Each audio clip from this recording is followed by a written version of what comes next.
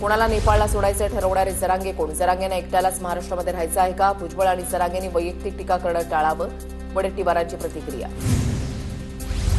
राज्यामध्ये अराजकता निर्माण होईल असं सांगणं माओवाद. जनसुरक्षा कायद्याअंतर्गत भुजबळांवर कारवाई करणार का? संजय राऊतांचा सवाल. नागपूरमध्ये 10 ऑक्टोबरला विदर्भातील ओबीसी समाजाचा मोर्चा निघणार. नागपूरच्या यशवंत स्टेडियमपासून संविधान चौकामध्ये मोर्चाची समाप्ती होणार.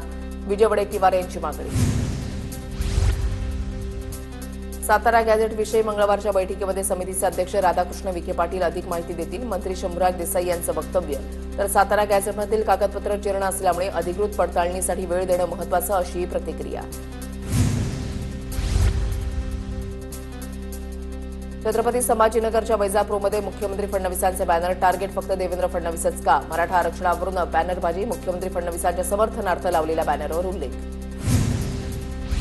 हिंगोली जिल्ह्यामध्ये 17 सप्टेंबरपासून हैदराबाद गॅझेटनुसार कुणबी प्रमाणपत्रांचं वाटप. पालकमंत्र्यांच्या हस्ते कुणबी प्रमाणपत्र देणार. उपविभागीय अधिकाऱ्यांची माहिती.